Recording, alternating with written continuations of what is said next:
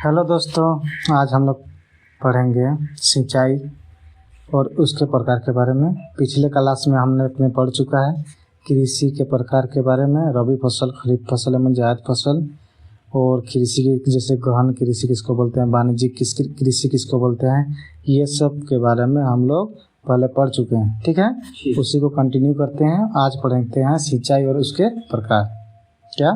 सिंचाई और उसके प्रकार। ठीक है, एक होता है ड्रिप सिंचाई। ड्रिप सिंचाई क्या होता है? जिसमें धीरे धीरे पौधे के जड़ के पास मिट्टी पर टपकाया जाता है। ड्रिप सिंचाई नहीं देखा है? जो पाइप लगा रहता है। ठीक, नारियल का पेड़ में नहीं रहता ड्रिप सिंचाई, टिप टिप टिप टिप एक एक बूंद, उसमें पानी वेस्ट नहीं होता है, समझा? और जितना पानी हो उतना ये करता है। ठीक है, एक होता है सतही सिंचाई। सतही सिंचाई में क्या होता है? सतही सिंचाई में पूरा छोड़ दिया पानी, न जैसे बोरवेल में पाइप लगा के मोटर स्टार्ट कर दिया, पूरा छोड़ दिया। ठीक है, नहर सिंचाई क्या होता है? जो नहर का पानी छोड़ दिया खेत में। ठीक, छिड़काव सिंचाई क्या होता है? एक आता है मशीन, देखना वो ऐसे घूमता रहता है, ड्रिल वाला। ठीक है, हाँ, जैसे फुहारा जैसे नहीं, पार्क सब में देखना। अरे खेत में भी होता है, खेत में भी होता है, लेकिन पार्क में ज्यादा लगता है, वो घास को हरा रखने के लिए उसको छिड़काव। ठीक है, एक होता है उप सतही सिंचाई, जो ऊपर ऊपर खाली बटाता है। उप सतही वो है जो ऊपर ऊपर थोड़ा थोड़ा देता है पानी। ठीक, तो सिंचाई का कितना टाइप हुआ? 5 टाइप। एक ड्रिप सिंचाई, एक सतही सिंचाई, एक नहर सिंचाई, एक छिड़काव सिंचाई और उप सतही सिंचाई। ठीक है, तो सिंचाई के कितना प्रकार हुआ? 5 प्रकार। याद रहेगा? ठीक, आगे पढ़ेंगे हम लोग हरित क्रांति के बारे में। कृषि पढ़ रहे हैं तो हरित क्रांति पढ़ना जरूरी है, इससे बहुत क्वेश्चन पूछता है। ठीक है, हरित क्रांति का शुरुआत मैक्सिको और लैटिन अमेरिका, कहाँ? मैक्सिको और लैटिन अमेरिका 1940 से 1960 के बीच हुआ था। मैक्सिको और लैटिन अमेरिका, याद रखना। ठीक है, तो शुरुआत कहाँ हुआ था? मैक्सिको एंड लैटिन अमेरिका 1940 से 1960 के बीच हुआ था। ठीक है, जो हरित क्रांति है, ये शब्द है ना, विलियम एस गॉड ने दिया था। जो हरित क्रांति शब्द है, वर्ड, वो दिया था विलियम एस गॉड ने। ठीक, हरित क्रांति का यदि जनक पूछेगा ना तो नॉर्मन बोरलॉग, ये यूएसए का रहने वाला था। कौन? Norman Borlaug. हरित क्रांति का जनक किसको कहा जाता है? नॉर्मन बोरलॉग को। ये यूएसए का रहना, शब्द बोलेगा तो विलियम एस गॉड। ओके, गेहूं के उच्च उत्पादकता के लिए HYV बीज, गेहूं के उच्च उत्पादकता, इसी कहता है जेनेटिक मॉडिफाइड बीज रहता है, इसमें अधिक उपज देता है। जैसे नॉर्मल बीज रहता है ना, उसके अपेक्षा ये अधिक क्या देता है? पैदावार होता है। ठीक, इसी के लिए 1970 में इसको शांति का नोबेल पुरस्कार दिया था। किसको? नॉर्मन बोरलॉग को। कब मिला था? 1970 में। उसके बाद भारत में बोलेगा हरित क्रांति का जनक कौन है? तो MS स्वामीनाथन। 2024 में इसको भारत रत्न दिया गया। 2024 में भारत रत्न। ठीक है, तो भारत में हरित क्रांति का जनक किसको कहा जाता है? MS स्वामीनाथन। ठीक, और दुनिया में नॉर्मन बोरलॉग। और शब्द किसने दिया था? William S God. ठीक है, शुरुआत कहाँ से हुआ बोलेगा तो मैक्सिको एंड लैटिन अमेरिका में। ठीक है, ये जो है ना 2 चरण में इंडिया में आया था। ठीक है, पहला चरण 1960 से 70 के बीच आया था। पहला चरण जो है वो 1960 से 70 के बीच आया था। ठीक है, इसमें फोकस था चावल और गेहूँ। फोकस कौन था? चावल गेहूँ। पंजाब, आंध्र प्रदेश और तमिलनाडु, ये याद रखना, पूछता है बहुत ज्यादा। पंजाब, आंध्र प्रदेश, तमिलनाडु।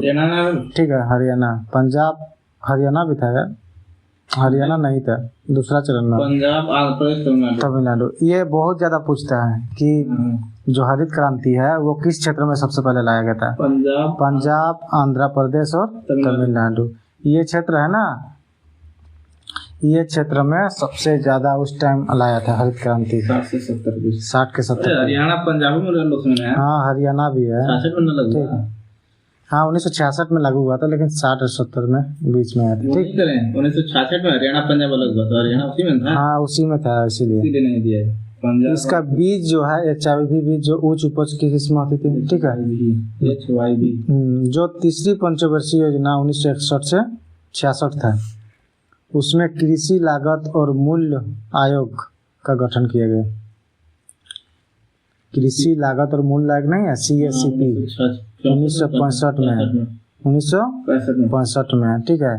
अब कृषि लागत मूल्य आयोग इसका गठन किया था 1965 में। तीसरा पंचवर्षीय योजना पढ़ चुके हैं। और भारतीय खाद्य निगम इसका भी स्थापना 1965 में ही किया गया, ठीक है। यदि गेहूं क्रांति का जनक पूछेगा ना, डॉक्टर DS अव्वल, अव्वल गेहूं की क्रांति का बोला था DS अव्वल, ठीक। दूसरा चरण 1970 से 80 के बीच आया, ठीक है। इसमें अन्य फसल पर ध्यान दिया गया, ठीक है, ध्यान दिया गया। इसका हेडक्वार्टर पूछेगा तो पटना वाला क्षेत्र में था। पटना था दूसरा वाला में, पटना, हाँ दूसरा वाला में पटना था, ठीक है, पहला वाला में नहीं, ठीक है। पहला वाला तो हरियाणा पंजाब आंध्र प्रदेश तमिलनाडु, ये वाला फोकस रखना, ठीक है। हरित क्रांति से हानि क्या क्या हुआ? लाभ तो पता ही है, लाभ क्या क्या हुआ पता है, ये तो पता ही है। इसमें हानि क्या क्या हुआ जानना है, ठीक है। इसमें क्या हुआ, भूजल स्तर घट दिया, जो पानी का स्तर है, भूमि के जल का स्तर घट गया, हाँ वो घट गया। जैसे पहले बोरवेल कराते थे तो बहुत जल्दी पानी मिल जाता था, क्या होगा, धीरे धीरे वो स्तर नीचे चला गया, ठीक है। तो भूमि का स्तर क्या होगा, घट गया। मिट्टी की क्षारीयता में वृद्धि हो गया, जिसका pH मान क्या होगा, बढ़ गया, ठीक है। मिट्टी की क्षारीयता में क्या होगा, बढ़ रहा है, मिट्टी क्षारीय हो रहा है, मिट्टी की क्षारीयता में उसका वृद्धि हो गया, ठीक है। pH मान बढ़ गया, ठीक है। किसानों के बीच असमानता बढ़ गया। असमानता कैसे बढ़ा, किसी के पास ज्यादा जमीन है, ठीक है, वो तो पूरा खेती कर रहा है, वो औरक भी हाई क्वालिटी का दे रहा है। जिसका जमीन कम है तो कम उपज रहा है, जिसके पास ज्यादा उपज होगा उसमें तो पैसा, उसका ज्यादा पैसा होगा ही, ऑब्वियसली है। जिसका जमीन ज्यादा है उसका उपज भी ज्यादा होगा, उपज ज्यादा होगा तो पैसा भी ज्यादा होगा, ठीक है। उस टाइम क्या होगा, तो ठीक है, तो किसानों के बीच असमानता भी बढ़ गया। असमानता ऐसे, जिसका जमीन ज्यादा था वो ज्यादा उपज होने लगा, जिसका कम जमीन था उसका कम उपज होने लगा, तो इस पैसा जिसके पास ज्यादा उसी को बढ़ने गया, ठीक है। फिर वैसे ही जो दूसरा, जैसे जहाँ पे जो HYV जो बीज था वहाँ नहीं था, वो कम उपज होता था, तो ये जो क्या हो गया, वो काम करने आ गया पंजाब हरियाणा में, सब पैसा ज्यादा देता था तो दूसरा स्टेट का आ गया, ठीक है। इसमें भूमि पूंजी टेक्नोलॉजी उसको ज्यादा फायदा हुआ। जिसके पास भूमि ज्यादा था, पूंजी ज्यादा था, टेक्नोलॉजी ज्यादा था, उसको क्या हुआ, ज्यादा फायदा हुआ। ओके, तो ये था तुम्हारा हरित क्रांति का डिटेल्स।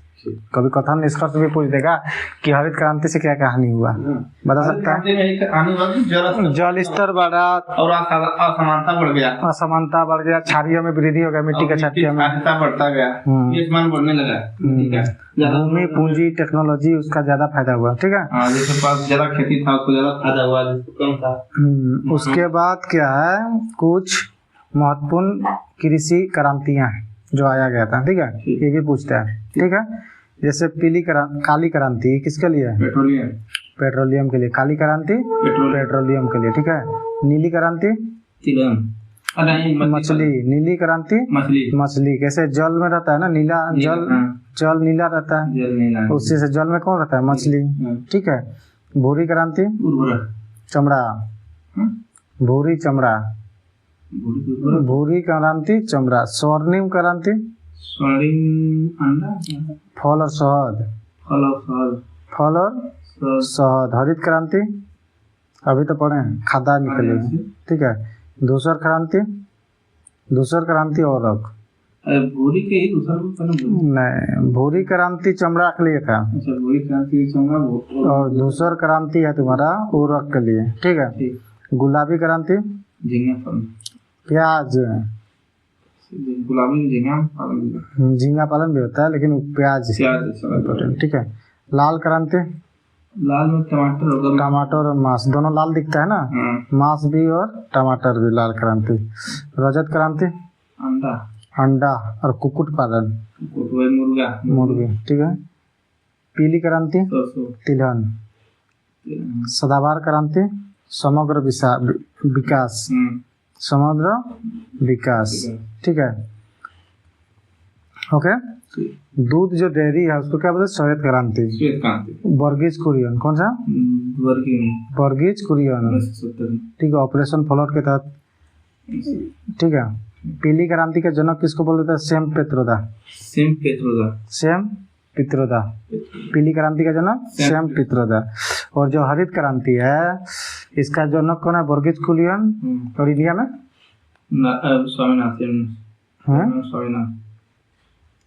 M S Swaminathan.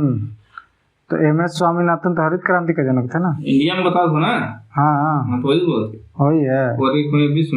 विश्व में वर्जित। तो ये हरित क्रांति के कौन? श्वेत क्रांति पूछ रहे हैं ना। दूध का अमूल का स्थापना उसी ने किया था। अमूल का ठीक। आनंद, आनंद, आनंद कुमार। हॉर्टिकल्चर किससे संबंधित है? हॉर्टिकल्चर बागवानी से। सब्जी की खेती से। बागवानी से। सेरिकल्चर रेशम की पालन। रेशम पालन। एपीकल्चर मधुमक्खी पालन। पिसिकल्चर मछली पालन। फ्लोरिकल्चर फूलों की खेती। फ्लोरिकल्चर फूलों की खेती, ठीक है। तो पेट्रोलियम काली क्रांति। मछली नीली क्रांति। भूरी क्रांति चमड़ा। स्वर्णिम क्रांति फल और शहद। खाद्यान्न हरित क्रांति। धूसर क्रांति उर्वरक। प्याज के लिए गुलाबी क्रांति। मांस और टमाटर के लिए लाल क्रांति। अंडा के लिए रजत क्रांति।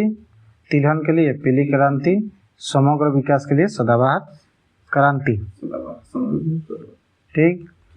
दूध डेयरी के लिए श्वेत क्रांति जिसका फादर था वर्गीज कुरियन। ओके, ठीक है। एक्वा कल्चर पूछेगा तो जलीय पौधों और जानवरों का पालन। एक्वा मतलब ही पानी होता है, ठीक है। तो जलीय पौधे और जानवरों का पालन एक्वा कल्चर। बीटी कल्चर अंगूर की खेती। एवी कल्चर पक्षी पालन। पक्षी पालन होता है, ठीक है। ऑर्निथोलॉजी वो पक्षियों का क्या होता है? अध्ययन होता है। ऑर्निथोलॉजी होता है पक्षियों का अध्ययन। लेकिन एविकल्चर होता है पक्षियों पालन। पक्षी पालन। विटीकल्चर अंगूर की खेती और एक्वा कल्चर जलीय पौधा। ओके। हॉर्टिकल्चर सब्जियों की खेती। सेरिकल्चर रेशम पालन। एपीकल्चर मधुमक्खी पालन। पिसिकल्चर मछली पालन एंड फ्लोरिकल्चर फूलों की खेती, ठीक है। उसके बाद different categories of land use in India, मतलब इंडिया में विभिन्न खेती का जो भूमि यूज किया जाता है, ठीक है, उसका टाइप क्या क्या है। एक तो होता है फॉरेस्ट लैंड, जो जंगलों से ढकी हुई भूमि है जो पर्यावरण संतुलन के लिए आवश्यकता है, फॉरेस्ट लैंड होता है ना। एक होता है गैर कृषि उपयोग भूमि, इसमें मकान सड़क उद्योग ये सब आता है। गैर कृषि उपयोग भूमि कौन होगा? जिसमें कृषि नहीं होगा। इसमें कौन कौन आता है? मकान सड़क उद्योग। बंजर एवं अनुपजाऊ भूमि ये खेती योग्य नहीं है। अस्थायी चारगाह एवं पशुपालन भूमि जहाँ पशु चरने आती यूज किया जाता है। प्रति भूमि किसको बोलते हैं? कुछ नहीं, एक वर्ष या उससे कम समय से बिना खेती किया हो। एक वर्ष या उससे कम वर्ष समय से क्या बिना खेती हुआ, ठीक है। अन्य प्रति भूमि बोलेगा तो 1 से 5 वर्ष तक खेती नहीं हुआ। प्रति पूछेगा ना तो 1 वर्ष से कम, 1 वर्ष या 1 वर्ष से कम खेती नहीं हुआ हो। और अन्य प्रति भूमि पूछेगा 1 से 5 वर्ष तक खेती नहीं हुआ, ठीक। नोट में कुछ देखो, जैसे झूम कृषि है, ये मिजोरम में 50% से ज्यादा किया जाता है। मिजोरम में झूम की खेती मिजोरम में 50% से ज्यादा। रोपण कृषि वैज्ञानिक तौर से किया जाता है, पूंजीगत बहुत ज़्यादा लगता है, और विदेशी स्वामित्व और स्थानिक श्रमिक होता है। ठीक है, जैसे रोपण कृषि में कर्नाटक, असम, नागालैंड ये सब में किया जाता है ना। रोपण कृषि में कौन कौन आता है? बागवानी सब आता है ना, चाय कॉफी वगैरह। ठीक है, समोच्च बांध क्या होता है? हिमाचल प्रदेश में समोच्च बांध बनाकर कृषि किया जाता है, समोच्च। ठीक है, गन्ना सबसे ज़्यादा कहाँ पड़ता है? UP. Coffee Karnataka, mangoes UP, mango UP. तो ये हुआ खत्म तुम्हारा कृषि। ठीक है,